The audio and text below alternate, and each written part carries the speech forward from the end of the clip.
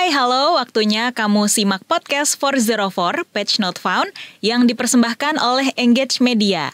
Pada episode kali ini, kita akan ngobrolin tema manipulasi informasi, kok bisa sih? Bersama saya, Deborah Tanya.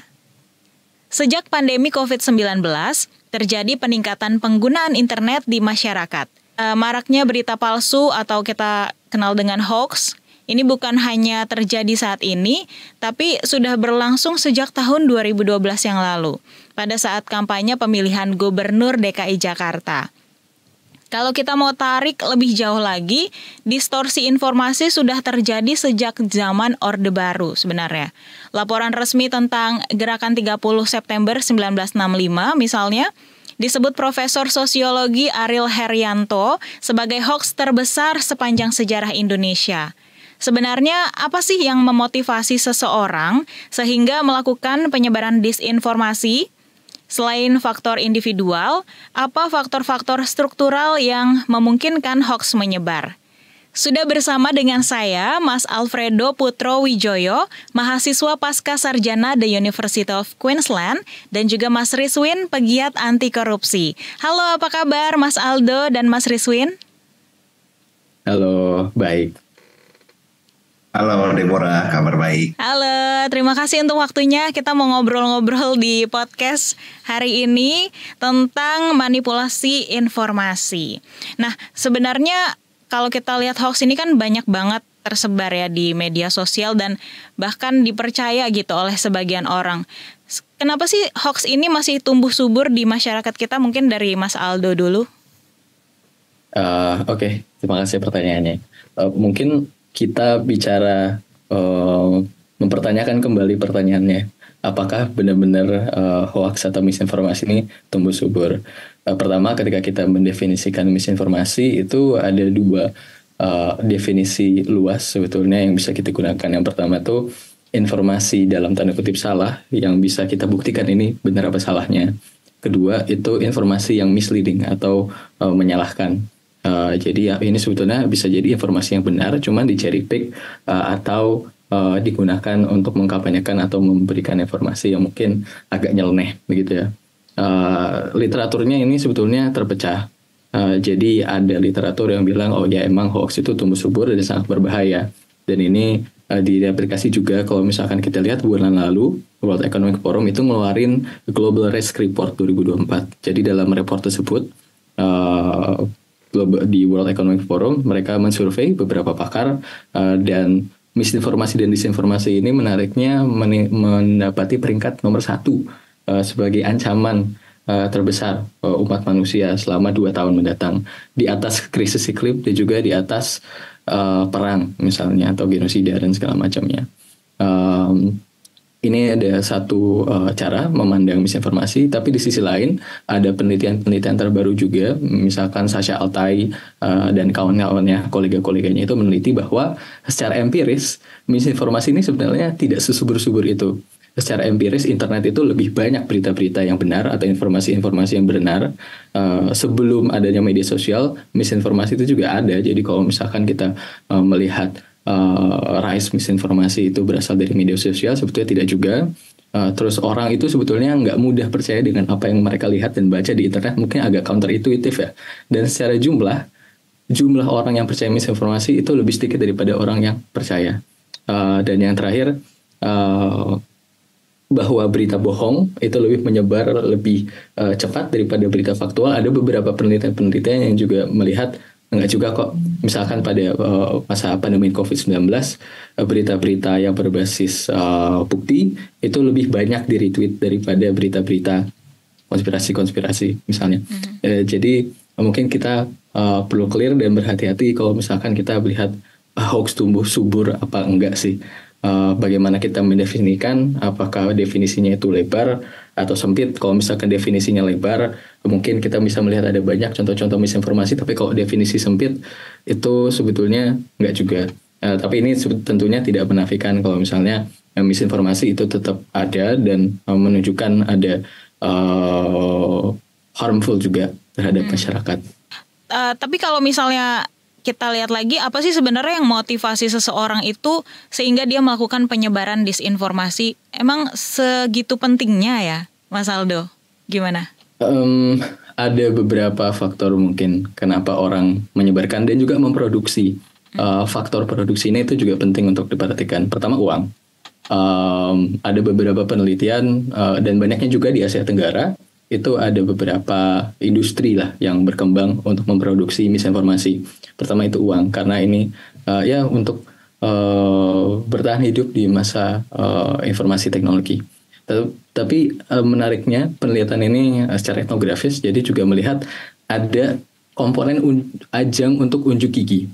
Jadi tempat-tempat produsen disinformasi ini seperti agensi public relations.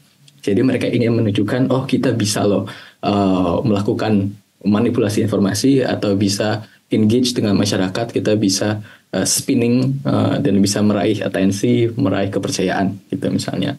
Dan yang ketiga, ada komponen kasih sayang juga sebetulnya. Ibaratkan kalau misalkan kita membaca pesan berantai di grup WhatsApp dari kerabat-kerabat dan teman-teman kita, jangan makan X menyebabkan kanker, atau jangan minum X menyebabkan kanker, itu dulu atau beberapa waktu yang lalu saya juga dapat. Itu kan mau ngasih hati-hati loh, padahal sebetulnya mungkin pesan berantainya itu tidak didukung oleh evidence dan science. Kurang tepat jadi gitu ya? Tidak semua misinformasi, misleading information atau false information itu malicious, jahat, tapi kadang-kadang ya ada berbagai macam faktor di situ ya. Ya, apalagi kalau di grup-grup suka banyak yang share, terutama orang-orang yang sudah senior gitu ya, guna menyebarkan informasi. Oh, ini mungkin bagus nih diketahui oleh anggota keluarga yang lain atau anggota grup lain. Kalau dari Mas Rizwin melihatnya gimana nih? Apa yang sebenarnya motivasi seseorang sampai dia melakukan penyebaran disinformasi? Ya, sebenarnya kurang lebih sama ya dengan Mas Aldo ya, bahwa memang macam-macam motivasinya, tapi kalau disinformasi biasanya memang dibikin dengan motivasi tertentu ya, yang tentunya dia memang dengan sengaja dia ingin menyebarkan sesuatu yang salah atau sebagian salah gitu. Macam-macam ya, dia punya motivasi politik mungkin, atau dia punya motivasi ekonomi dan sebagainya. Tapi memang satu hal yang perlu kita highlight karena ini terkait dengan budaya masyarakat kita ya, yaitu tadi yang disebut faktor kasih sayang gitu. Kita adalah komunitas yang cukup sosial ya, maksudnya social bonds di komunitas di Indonesia itu rata-rata itu tinggi gitu. Rasa terikat kepada satu sama lain, dan ya itulah yang menyebabkan sebenarnya informasi apapun selain dari disinformasi dan hoax itu ada juga, itu sangat mudah sekali tersebar di grup chat. Kalau zaman sekarang ya, grup WhatsApp, grup Line. Kalau dulu, kalau sebelumnya kita ada mailing list, sebelumnya lagi bahkan ada surat berantai yang secara fisik itu di zaman orang tua saya masih muda, mereka pernah saling mengirim surat berantai yang difotokopi, yang isinya entah apaan gitu ya, yang jelas ya entah berita yang benar apa enggak gitu. Jadi ya sharing is caring katanya gitu kan. Jadi itu yang menyebabkan informasi, termasuk informasi palsu itu mudah tersebar gitu. Nah, dari banyaknya disinformasi yang beredar di grup-grup chat ataupun di masyarakat kita, ironisnya masih banyak yang nyebarin gitu ya, dari suka ada tulisan forwarded many times, berarti banyak banget yang menyebarkan hal itu ya.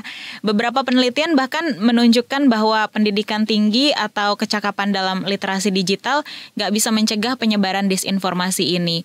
Sebenarnya Mas, apa sih faktor-faktor struktural yang memungkinkan orang-orang atau sekelompok masyarakat, bukan individu, jadi tertarik terhadap disinformasi? Mungkin dari Mas Aldo dulu. Ya, penelitian memang literaturnya memang udah kurang lebih condong kepada tingkat pendidikan seseorang itu bukan faktor penentu ini orang bisa menyebar atau mempercayai misinformasi apa enggak. literatur ya, saya ambil contoh dari Johan Farkas namanya, dia peneliti media demokrasi dari Swedia kalau nggak salah. Itu bilang faktor paling signifikan mungkin ada tercerabutnya masyarakat dari proses dan aktivitas politik, terutama di negara-negara quote-unquote demokrasi secara prosedural. Dan dari situ tercerabutnya masyarakatnya ini muncul ada ketidakpercayaan terhadap institusi. Ketidakpercayaan institusinya ini luas kita definisikan, tidak percaya pada pemerintah baik legislatif, eksekutif atau yudisial, tetapi juga ke institusi-institusi demokrasi lainnya, media massa, sains, dan beberapa lembaga-lembaga lainnya. Kalau dari penelitian sebetulnya itu salah satu faktor utamanya. Dan dari ketidakpercayaan tersebut sebetulnya ini juga korelasi dengan misalkan pandangan dunia. Misalkan ada misinformasi yang cukup cocok dengan pandangan dunia seseorang, dengan partisanship seseorang, identitas seseorang, itu mereka memiliki tendensi untuk mempercayai misinformasi tersebut. Jadi misinformasi ini bukan sumber, tapi kenapa orang bisa percaya, kenapa orang bisa menyebarkan, itu disebabkan oleh faktor-faktor internal yang sudah ada lama sebelum ada misinformasi tersebut, dan juga faktor struktural kondisi kemasyarakatannya. Ini roots-nya, akar-akarnya. Jadi misinformasi ini mungkin hanyalah dalih atau mengakselerasi atau mengeksacerbate, kayak memperparah lah, atau menunjukkan kondisi-kondisi yang ada. Itu mungkin.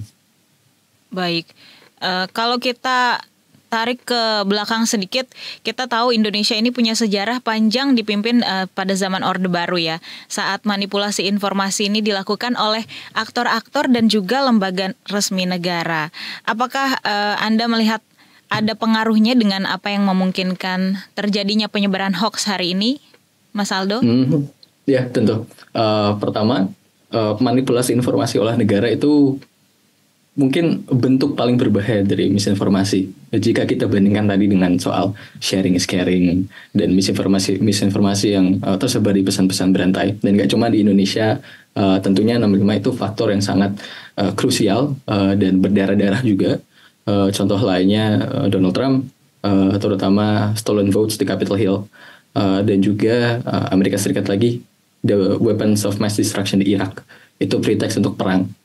Jadi misinformasi ini digunakan dalam berbagai macam kasus, dan pada masa itu juga tentunya mengkonstruksian masa mengambang pada zaman Orde Baru itu juga kembali lagi kita ke tadi, tercerabutnya masyarakat dari sistem dan proses berpolitik, itu sangat mempengaruhi kenapa orang bisa percaya terhadap misinformasi pada awalnya.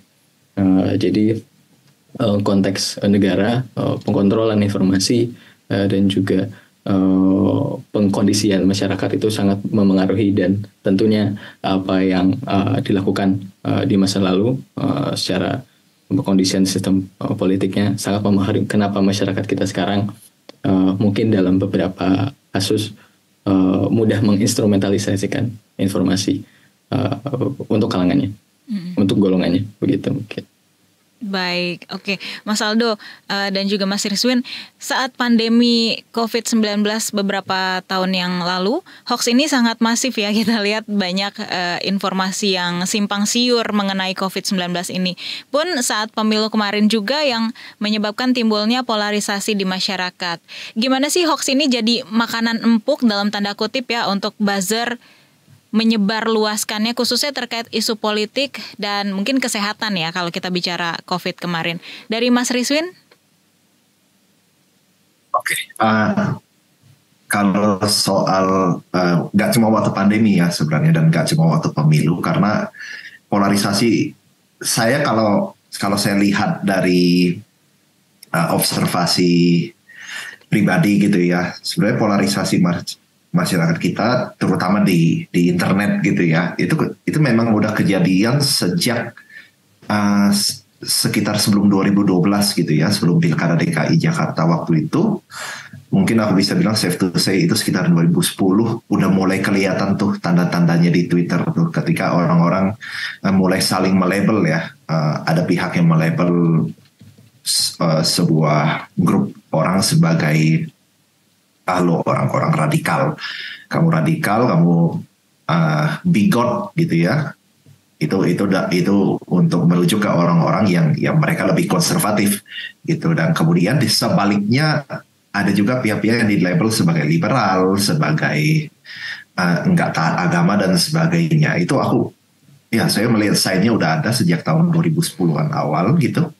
Dan kemudian itu terus-terusan terjadi gitu kan, polarisasi itu, dan itu diperparah di setiap peristiwa politik. Kita bisa lihat ada pilkada DKI Jakarta 2 kali dengan polarisasi yang sedemikian runcingnya ya, lagi-lagi membicarakan antara radikal dengan liberal gitu ya. Kemudian di Pilpres juga sama, kita 2 kali mengalami pemilihan presiden hanya dengan 2 kandidat ya kan. Jadi kalau kamu bukan nomor 1 ya kamu nomor 2 gitu, dan ya itu ditambah lagi dengan berbagai label itu sehingga polarisasi itu terjadi. Kalau kita tarik kenapa orang dengan gampang dia menyebarkan disinformasi, meskipun dia punya gelar akademik tinggi, dia punya kecerdasan yang tinggi gitu ya, ketika dia diukur secara IQ dan semacamnya. Ya sebenarnya kita bisa lihat bahwa memang penyebaran disinformasi ini, penyebaran misinformasi, mereka tidak pernah rasional gitu. Karena apa yang sebenarnya dimainkan oleh orang-orang yang melakukan manipulasi informasi ini, baik itu state actor, apakah itu aktornya negara atau aktornya orang biasa gitu ya, yang dimainkan adalah memang emosi orang gitu. Ketika masyarakat sudah dalam keadaan terpolarisasi, maka mentality yang dianut oleh mereka adalah selalu kita versus mereka gitu. Nah itu yang membuat kita gampang, dan para buzzer mereka sangat gampang menyulut emosi dari masyarakat gitu ya. Mereka tinggal ngomong gitu, lawan lu nih kayak gini, lawan lu melakukan apa gitu. Orang-orang radikal ini mereka lagi melakukan apa sih gitu. Jadi keadaan polarisasi seperti itu dia sangat mudah dimanfaatkan oleh pihak-pihak yang ingin menyebarkan disinformasi itu, yaitu para buzzer gitu ya. Mereka dikerahkan memang untuk menyebarkan disinformasi itu. Aku mau ambil contoh, kalau bukan dari sisi kesehatan ya, karena itu lumayan recent. Tahun 2019 saat Undang-Undang KPK akan direvisi, dan kemudian pemilihan calon komisioner KPK itu waktu itu Presiden dan DPR memilih seorang ex pegawai KPK, anggota polisi aktif, namanya Firly. Dia adalah polisi aktif waktu itu, yang sebenarnya dia udah tercatat melakukan pelanggaran kode etik berat di KPK gitu. Dia tetap dipilih sebagai calon komisioner KPK oleh Presiden, kemudian diajukan ke DPR. Itu kan udah mendapat protes besar gitu ya, protes keras dari masyarakat sipil bahwa ya orang yang secara etik dia cacat, pelanggaran etiknya by the way itu adalah bertemu dengan pihak berperkara di KPK gitu ya. Itu kan sesuatu yang harusnya nggak bisa ditoleransi. Dan poin protes masyarakat sipil termasuk pegawai KPK pun mereka protes itu ya alasannya karena orang ini secara ethically dia questionable untuk menjadi pimpinan di KPK. Kemudian datang revisi Undang-Undang KPK yang dia melemahkan secara struktural kewenangan-kewenangan pemberantasan korupsinya KPK gitu. Dan ya ketika masyarakat sipil memberikan kritik,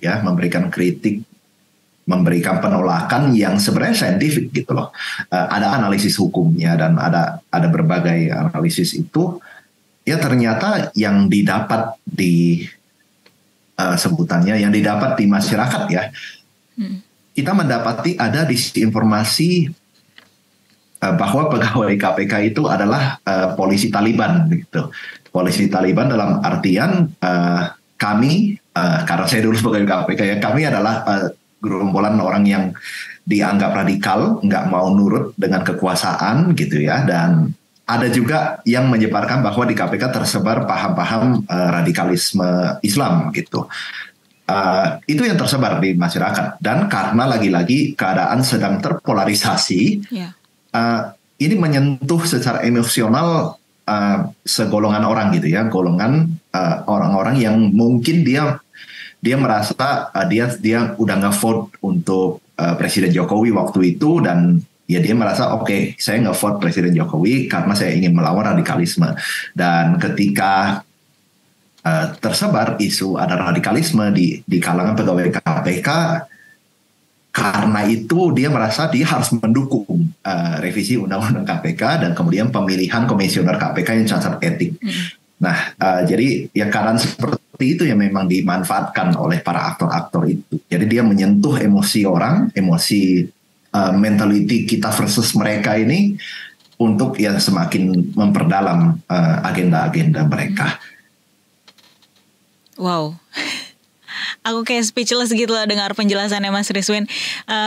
Tapi kalau misalnya kita lihat masa sekarang gitu ya, media massa khususnya di media digital justru malah ikut dalam tanda kutip lagi nih mempromosikan hoax atau berita yang tidak benar. Misalnya ambil contoh kemarin media Tempo merilis berita yang judulnya "Sayangkan Sikap Emosional SBY ke Anies, Sudirman Said lupa perlakuan dia ke Megawati".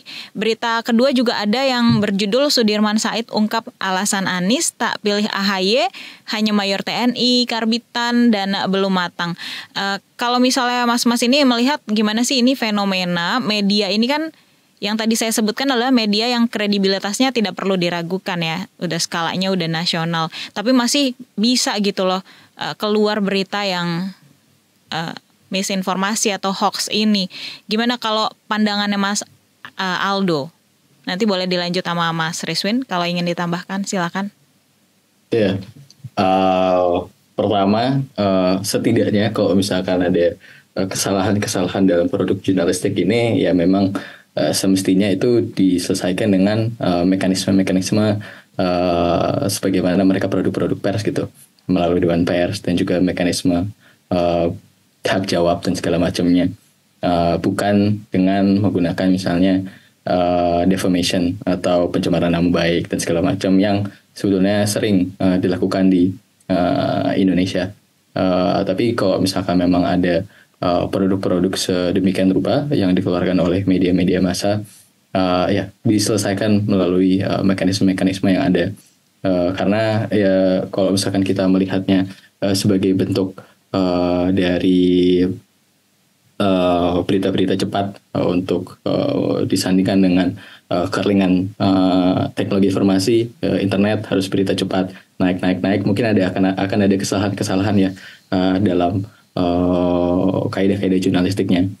Selain itu juga perlu cepat dan juga membuat judul-judul yang cukup eksepsional, yang memikat dan segala macam. Itu juga terhubungkan dengan ekonomi politik media massa di era digital, bahwasanya ketika ada perubahan di mana masyarakat ini mulai mendapatkan informasi dari media sosial, media-media massa ini punya kesulitan untuk mendapatkan periklanan dan segala macam. Jadi ada beberapa kesalahan-kesalahan yang mungkin harus ya bukan dimaklumi sih, cuman kita lihat secara kontekstual ini kenapa sih bisa terjadi seperti ini. Mungkin sedikit yang dari saya kayak gitu. Oke, ada tambahan Mas Rizwin? Silakan. Oke, iya. Kalau saya lihat permintaan maaf dari Tempo ya, yang mereka muat di websitenya, ya memang ini terjadi karena ada kesalahan di redaksi mereka. Jadi sepertinya mereka salah mengutip sumber atau salah melihat sumber, sehingga mereka bisa menyebut bahwa Sudirman Said menyatakan sesuatu gitu, padahal belum pernah terjadi wawancara itu.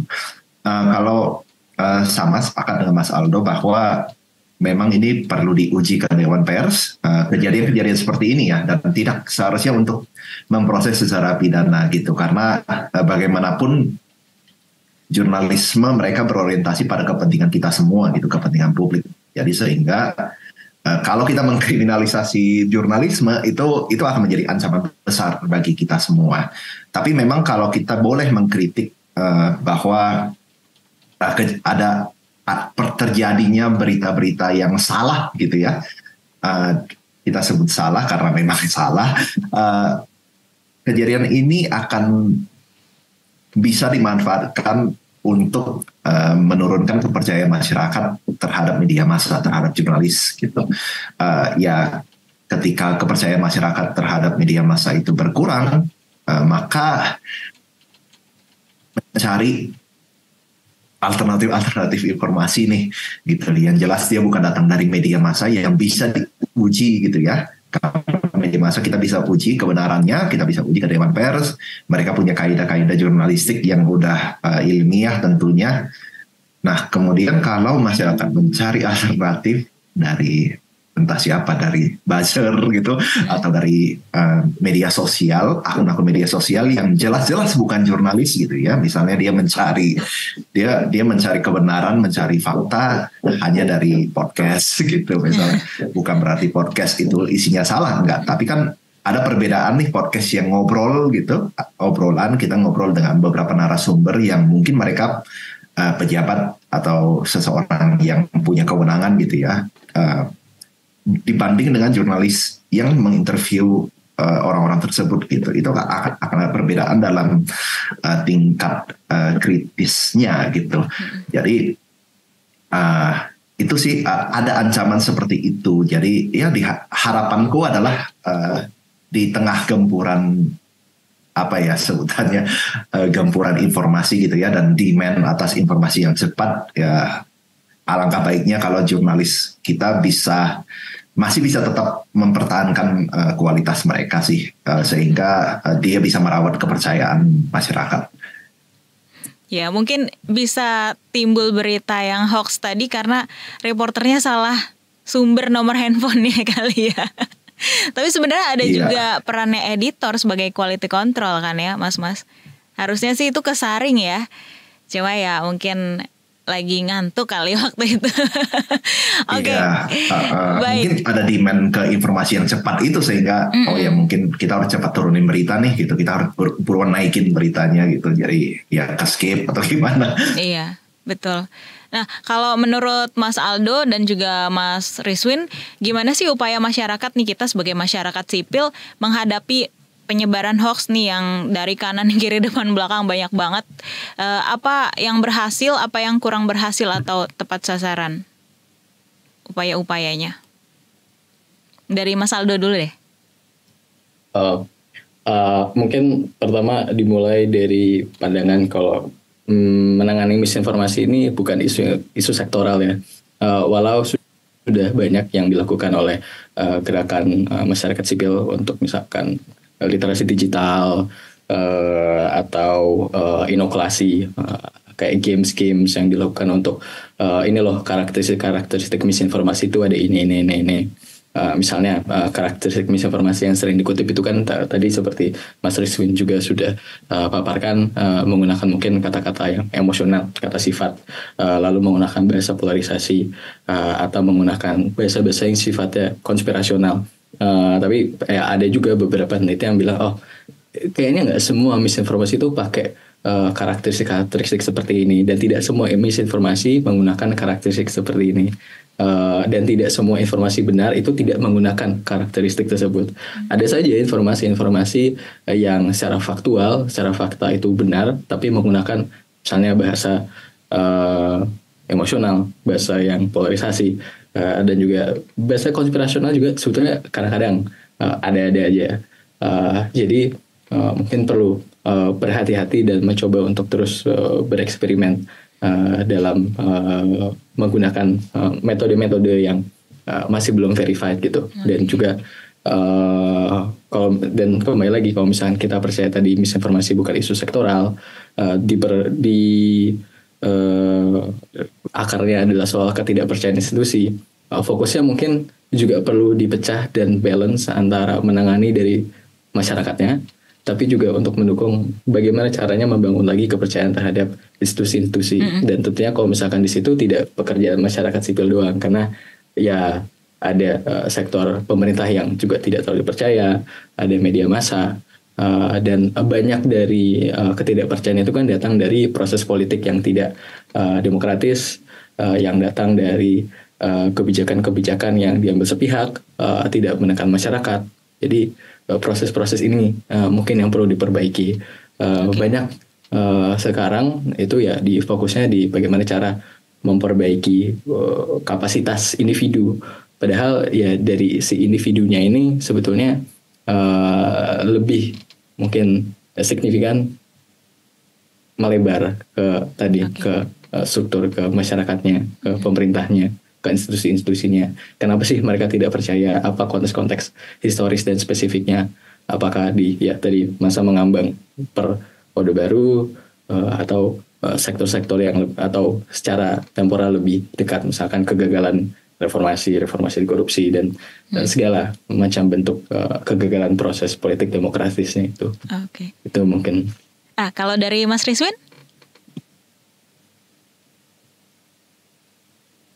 Kalau dari saya mungkin kalau saya memang memandangnya ini memang isu yang sangat struktural ya, jadi kita nggak bisa membebankan kepada secara individual kali faktor-faktor yang ada gitu. Kalau pandanganku sih sebaiknya aku nggak tahu juga gimana cara untuk mewujudkan ini ya. Di keadaan yang ideal tuh harusnya kebenaran tuh lebih mudah diterima gitu sama masyarakat. Itu keadaan yang ideal. Nah kemudian bagaimana kita bisa mewujudkan keadaan ideal itu? Bagaimana nih kita yang punya kepentingan menyebarkan kebenaran itu bisa lebih mudah diterima? Apakah kita harus mengubah gaya pembahasan kita menjadi lebih menarik gitu ya? Ini terutama buat teman-teman akademisi dan kemudian teman-teman yang bergabung di gitu ya, yang mereka punya concern di isu-isu sosiopolitik dan kesehatan dan lainnya, yang jadi di sektor-sektor yang memang dia rentan dengan disinformasi, terutama karena ada kepentingan politik di balik disinformasi itu. Nah, bagaimana mereka bisa membahasakan dan mendiseminasi informasi mereka yang sebenarnya itu merupakan fakta dan kebenaran dengan baik gitu, dengan bahasa-bahasa yang mudah diterima ke semua masyarakat ya. Jadi kan memang kita beda dong gaya-gaya bahasa kita dengan lulusan sarjana dengan gaya-gaya bahasa teman-teman kita yang belum bersekolah gitu. Dia nggak pernah sekolah sepanjang hidupnya. Tentu itu gaya bahasa yang pasti berbeda dan cara berkomunikasinya pun pasti lain gitu.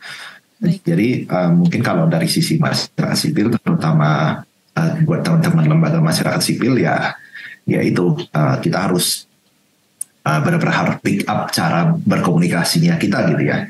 Jangan sampai penyebaran kebenaran itu kalah dengan penyebaran berita palsu gitu loh, dengan penyebaran disinformasi. Disinformasi yang jelas-jelas ditulis tanpa fakta atau ditulis secara sengaja untuk menyebarkan kebohongan, dia lebih mudah diterima daripada kebenaran. Itu adalah suatu keadaan yang buruk banget, dan mungkin kita harus mulai berubah dari sana sehingga kebenaran menjadi lebih mudah diterima.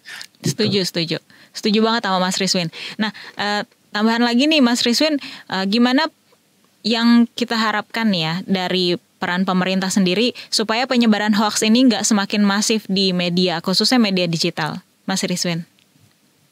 Yes, untuk mewujudkan itu sebenarnya pemerintah tidak perlu berbuat terlalu banyak gitu ya, karena kalau pemerintah terlalu banyak intervensi dalam penyebaran informasi dan lain-lain, justru kita khawatirkan akan terjadi manipulasi dan semacamnya. Yang perlu dilakukan oleh pemerintah adalah tolong transparan aja, transparan dan terbuka dengan apa yang sedang terjadi dan apa yang akan dilakukan oleh pemerintah, termasuk proses-proses politik juga tolong dilakukan dengan terbuka dan transparan gitu, sehingga masyarakat ya, siapapun itu, masyarakat, media massa, mereka bisa melakukan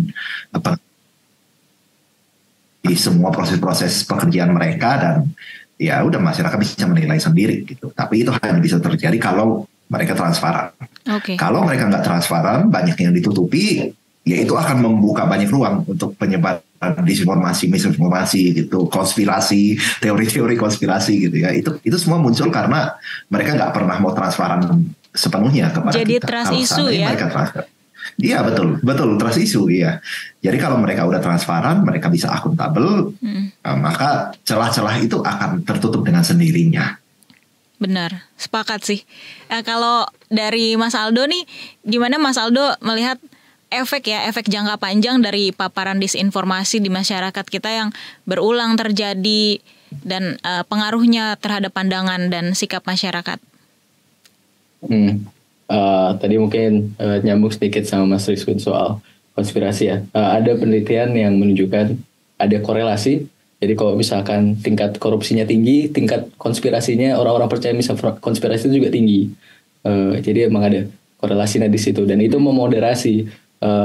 Kok bisa sih ada orang percaya konspirasi padahal pendidikannya tinggi? Korupsinya ternyata secara korelasi ya. Tentunya itu nggak selalu kausal hubungannya. Tapi kalau misalkan disinformasi ya, mungkin kembali lagi ke tadi soal poinnya Mas Rizwin juga soal pemerintah dan kontrolnya. Kalau misalkan konten secara jumlah disinformasi, mungkin dari pemerintah akan punya insentif atau justifikasi untuk melakukan pengontrolan informasi yang lebih mendalam, lebih ekstensif, dan lebih masif. Ini sudah terjadi di beberapa negara di Asia Tenggara. Ada penelitian yang diterbitkan oleh ISEAS kalau nggak salah. Jadi beberapa pemerintahan otokratik itu menggunakan misinformasi, fake news untuk menjustifikasi pengontrolan information flows, mulai dari monitoring yang lebih luas, terus sampai internet shutdown, pematian internet, dan juga persekusi atau pemindaian beberapa pengguna internet. Baik mereka beneran menyebarkan misinformasi apa enggak, beberapa pemerintahan ini menggunakan justifikasi, dalih, misinformasi sebagai dalih. Dampak-dampak lainnya menurut saya, kembali lagi kita ke World Economic Forum Global Risk. Jadi misinformasi dan disinformasi ini seakan-akan menjadi satu permasalahan yang paling genting dan penting di masyarakat. Padahal ya ini adalah simptom atau hasil atau gejala dari masalah-masalah yang lainnya. Permasalahan ketimpangan, ketidaksetaraan, permasalahan krisis iklim, permasalahan korupsi, permasalahan proses demokrasi yang tidak akuntabel, tidak transparan, tidak partisipatif. Jadi itu yang menjadi akarnya. Jadi kalau misalkan kita bicara jangka panjangnya seperti apa, kalau saya pribadi nggak mau mereplikasi moral panik untuk memfokuskan terlalu di disinformasi. Tentu kita harus punya kesadaran ini sebuah masalah. Cuman kalau kita terus misinformasi ini masalah banget, ini kita ramalan sebuah wujud, self fulfilling prophecy. Jadi kita mengkondisikan diri sendiri, kita harus terlalu fokus ke disinformasi dan mengaburkan bahwa ini cuma gejala dari masalah-masalah yang lainnya. Mungkin itu sih kayak yang bisa saya paparkan. Mas Rizwin ada tambahan? Mostly sama sih. Jadi udah cukup kayaknya. Oke. Baik, untuk Mas Aldo dan juga Mas Rizwin mungkin bisa berikan closing statement terkait tema kita manipulasi informasi. Kok bisa sih? Silakan. Mungkin dari Mas Rizwin dulu dan juga dilanjut sama Mas Aldo.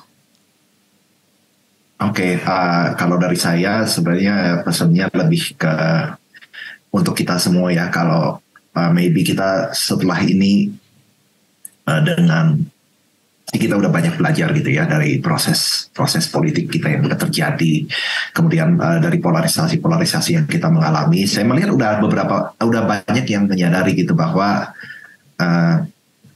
polarisasi mentality kita versus mereka itu sebenarnya bukan mentality yang begitu baik gitu ya.